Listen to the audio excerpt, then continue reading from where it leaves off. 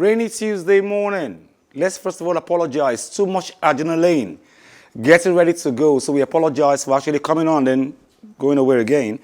But too many things to discuss this morning. Naomi Osaka, most importantly, we'll come to that later on the show. I've got Mukhail, Tinubu. Good morning, bro. Good morning.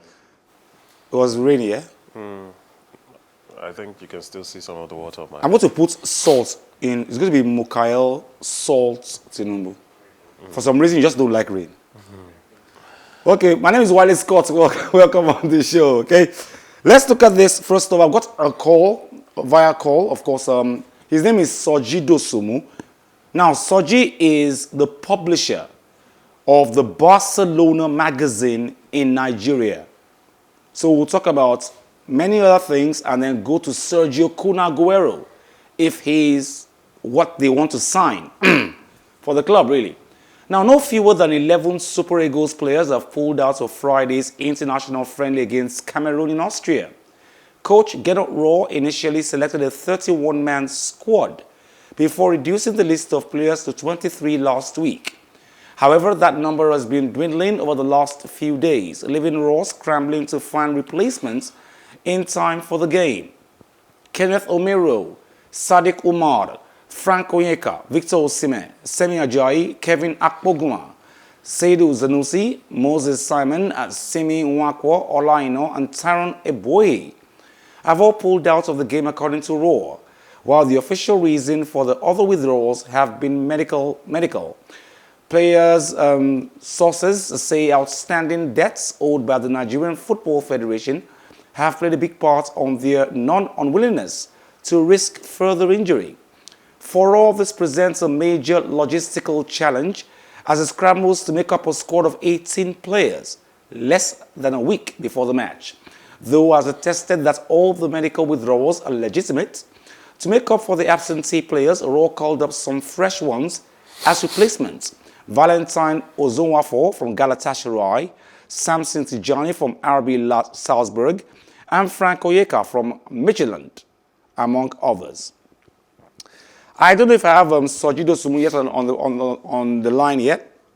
Hello, that's Soji yet. Good morning. Good to be back on your show. Good to have you, my guy. Good to have you here this morning. Yeah, good to be back here, Wale. Now, Gernot Rohr says he has problems with a lot of his players withdrawing from the game. Some are saying that they are scared of risking injury. It's a new season. They want to get new clubs. And Nigeria does not pay them what is outstanding to them, basically. Well, I don't want to believe that it is because of money that these players are not playing. But I will rather go with the theory that, most of them are looking for new clubs, and some who have performed optimally for their clubs during the just concluded season, they needed to rest. And that calls for the timing of this friendly, Wale. We just have to look at what the players have done for their clubs. So many of them, Nigerian, especially the attackers, have been involved heavily with their clubs. You talk about players like Paul Onuachu, is the best player in the Belgian Jupiler League. He was involved. He scored over 30 goals for his club. And you look at other players too. These players have exhausted themselves. They've given everything to their clubs, and they needed to rest. I am not surprised that most of them are finding one excuse or the other to withdraw from this friendly. And you want to ask yourself, what is the importance of this friendly at this point in time? And the technical crew, Gernot Rohr and his team needed to evaluate. They need to come to the table and look at the timing of this friendly and how relevant the friendly is, to the scheme of things. And Wale, my fear now is that the players that have been called to replace them, will they be considered, when the Super Eagles are called to action for the World Cup qualifiers? And I want to tell you that we are just engaging in efforts in futility. If we are not going to get the likes of Ian and Cho, that will be Gernot Rohr in starting 11 when we want to play the World Cup qualifiers. I don't think we should play this game at all, but we cannot do that now. It is too late for Nigeria to withdraw because we already have a contract to play these games. So Cameroon and the organizers of this friendly we just need to make do with whatever Nigeria is presenting at this time. Okay, Soji, stay with us. Don't go anywhere yet. I'm still with you on this one. Mukhail, I'll come to you on this one now. But we have a Nigerian gymnast. I'm having him on the show by the weekend, if possible, Plus Sports Special. And he will tell us why gymnastics. You know, a male guy should be in football, well, as we think, rugby, basketball, you know, not gymnastics. But he chooses that. But he's actually qualified for Nigeria at the Tokyo Olympics. And is actually optimistic of a podium finish at this point. Wow. Now, Nigerian gymnast Uche Eke, that's his name, has qualified for the Tokyo Olympic Games to fly the country's flag.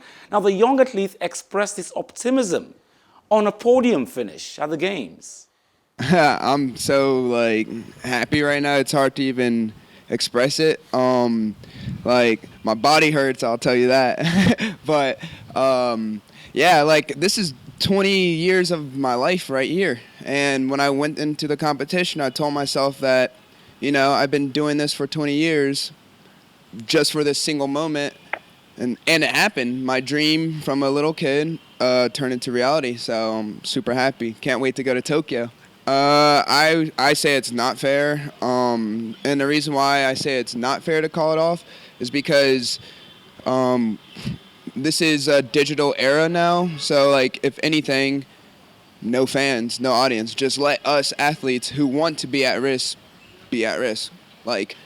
I've personally already had Corona, but and I know it's a big deal and stuff, but those athletes that want to pursue should be able to, and it shouldn't be stopped by other people since they can't come and watch it. If you don't want to risk yourselves from watching it, then just watch it online. Before I come to Mukhail at this point, the young man is a Nigerian. He said he's not scared of the corona. He said he had it before, But now his father and his manager also echoed his son's optimism at this point. I'm so elated. I feel like I'm dreaming because this has been Uche's dream all along. And I would add a caveat that not only is Uche a world-class gymnast, he's also a world-class academician. He just graduated his master's degree in computer science with a perfect score of 4.0, which in America, 4.0 is the highest score. That's perfect score in his graduate degree, and he just graduated last month. So he's a combination of athleticism and brain. So I'm very proud. He has done everything I want him to do. Told him that when you go to Tokyo, just let it loose. You have nothing to lose. You have nothing to lose. Go there, just do the most difficulty in the program. Do it. And let the chiefs fall where they may. The guy has qualified for the Tokyo Olympic Games, Uche Eke, and he's very optimistic of a podium finish. And he says, you don't have to bring the spectators for Tokyo Olympics. Let people like us who want to risk it. He has gotten COVID before.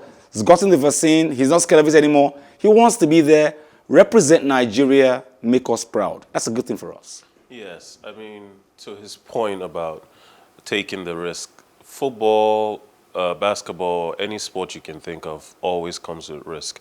That's why any job you do where there's significant risk, they put a mechanism in place.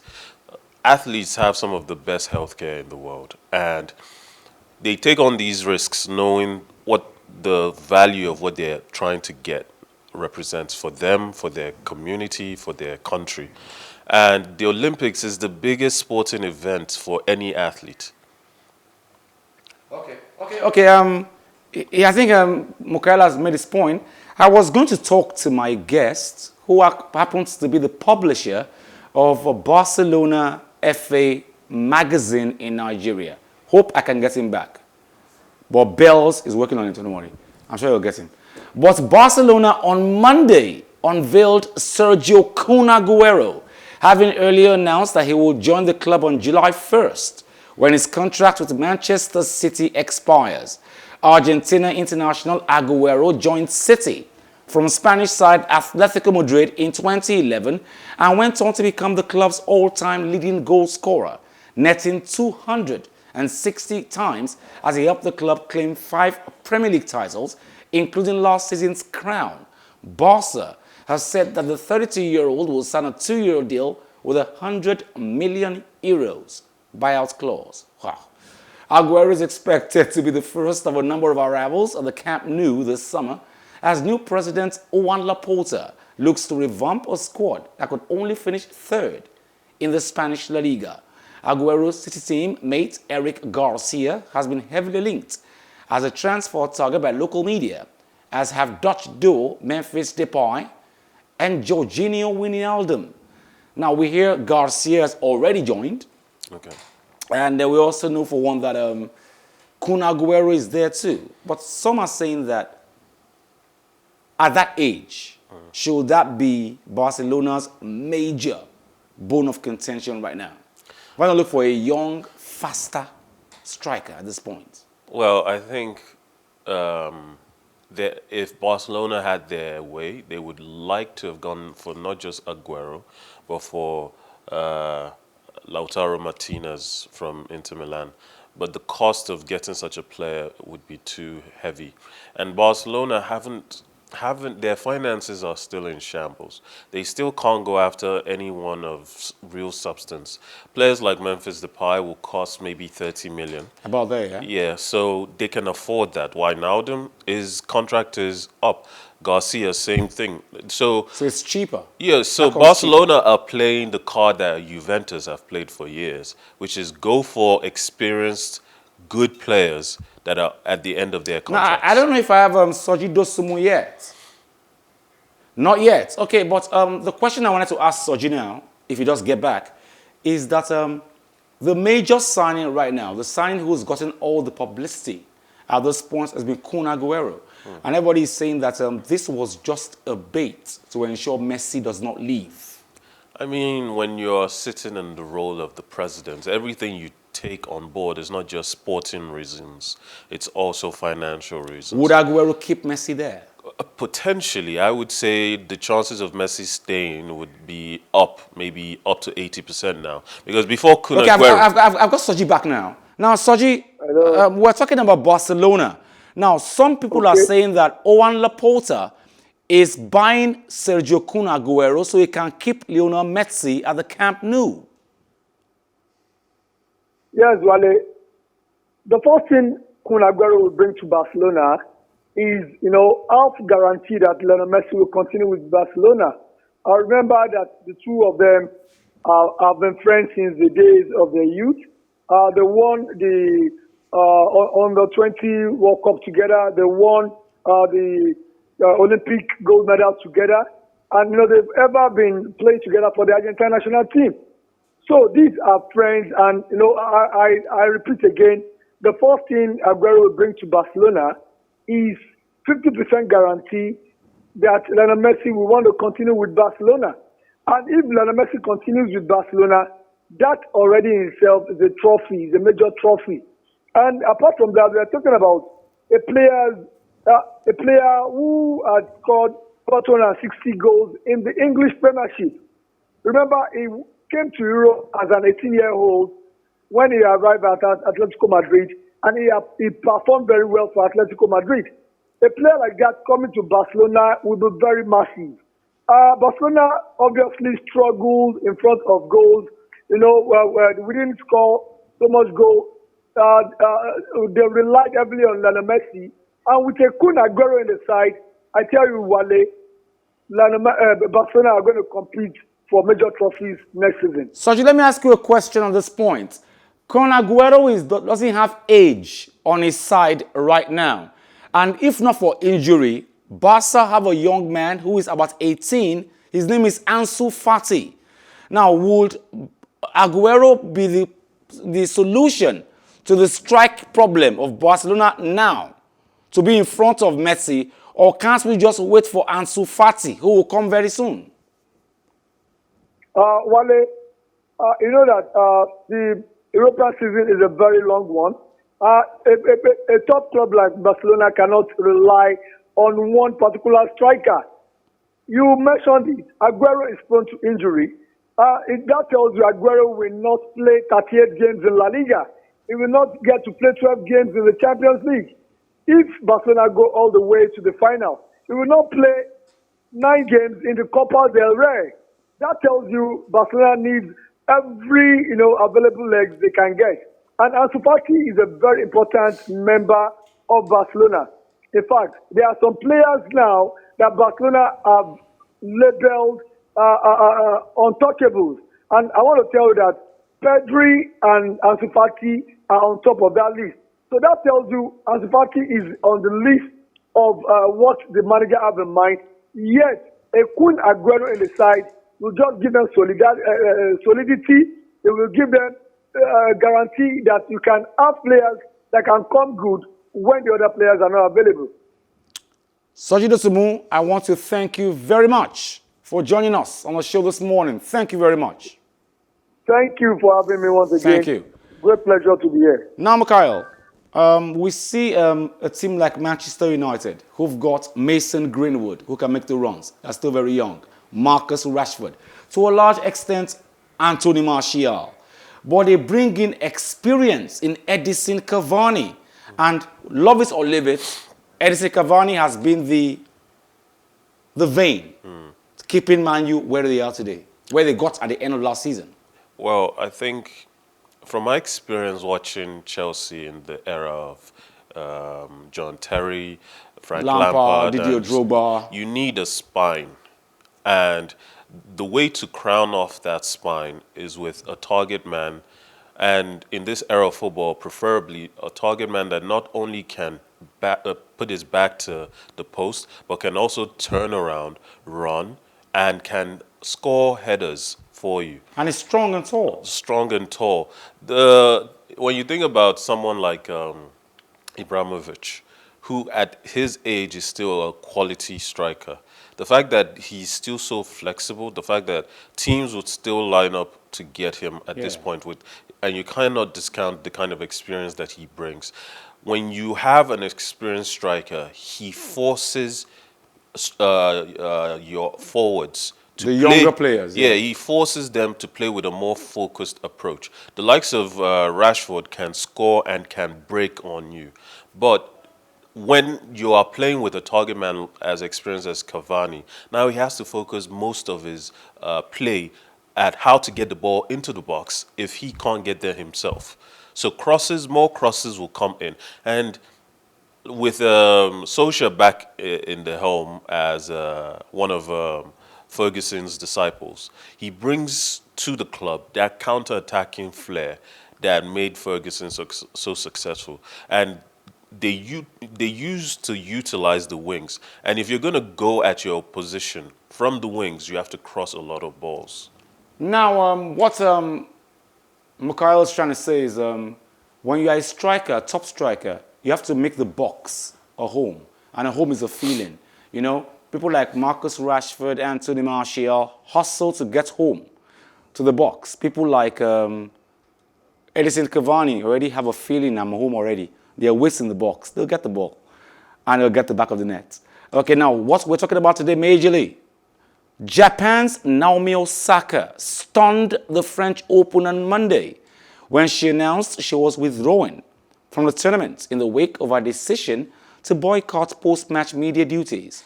Osaka said in the build-up to the tournament that she would not attend the obligatory press conferences, citing that the way journalists quiz players adversely impacts her mental well-being.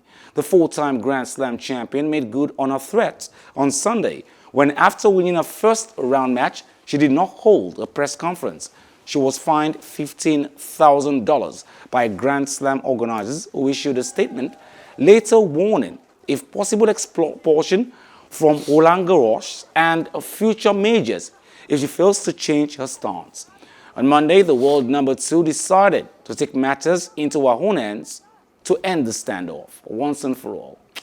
Now, Serena Williams has offered her support to Naomi Osaka on Monday after the Japanese player's decision to withdraw from the French Open in the wake of her boycott of press conferences.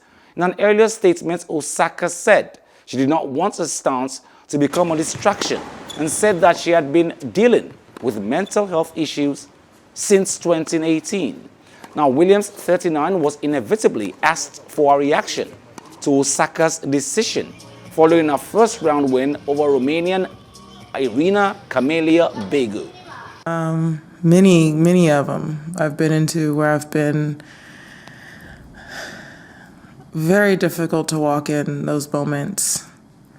But you know, it made me stronger. The only thing I feel is that I feel for Naomi. I feel like I wish I could give her a hug because I know what it's like. Like I said, I've been in those positions. We have different personalities, and people are different. Not everyone is the same. I'm thick, you know, other people are thin. So everyone is different and everyone handles things differently. So, you know, you just have to let her handle it the way she wants to in the best way that she thinks she can. And that's the only thing I can say. I think she's doing the best that she can. I feel like, you know, there is a lot of articles and stuff that they put out. I think you really have to step forward and make an effort. Just as in anything, you have to be able to make an effort and say, I need help with A, B, C, and D, and talk to someone. And I think that's so important to just have a sounding board, whether it's someone at the WTA or whether it's someone in your life, or maybe it's someone that, you know, you just talk to on a weekly basis. So, you know, I've been in that position too, and I've definitely had opportunities to talk to people and just kind of get things off my chest that I can't necessarily talk to anyone in my family or anyone that I know. So for me, you know, it's important to have awareness and make that step. We really don't have that kind of time on the show again, but Serena says she's been there, but it's thick and thin. She says, I'm thick. Obviously, Osaka is thin, and we all will take situations differently. I've heard Nigerians say, how can you kill yourself? Suicide is, but the truth is, we all handle situations differently. And this young lady says, I've been handling depression and all of this since 2018. I think the thing that organizers forget is that their competition is entirely owed to the athletes that participate. And if you do not address this issue now, while one person is making a stand about it, you're going to end up alienating a bunch of athletes, or at the very least, we're going to come to a point where there's going to be more issues raised with more athletes coming out about the fact that they've had mental health issues on this in this manner regarding interactions. Might we see a little more of these athletes, tennis players in Roland Garros actually withdrawing too? I think if not now, it's a matter of time. And the organizers don't want to be on the wrong side of history, looking back and saying... I've got the organizers actually talking. I wish I could take that right now. He's talking about the fact that they regret the fact that Naomi Osaka, but even at that, let me see that. Japan's Naomi Osaka stunned the tennis world on Monday by withdrawing from the French Open after deciding to boycott post-match media duties, explaining she had been suffering depression for almost 3 years. Osaka said in the build-up to the tournament that she would not attend the obligatory press conferences for players after matches, saying the questioning by journalists stressed her mental health. She was fined $15,000 by the Roland Garros referee and Grand Slam organizers, later issued a strongly worded statement warning of possible expulsion from the French Open and future majors if she failed to change her stance. First and foremost, we are sorry and sad for Naomi Osaka. The outcome of Naomi withdrawing from Roland Garros is unfortunate. We wish her the best and the quickest possible recovery. And we look forward to having Naomi in our tournament next year. As all the Grand Slams, the WTA, the ATA, the ATP and the ITF, we remain very committed to all athletes' well-being and to continually improving every aspect of players' experience in our tournament, including with the media, like we have always strived to do.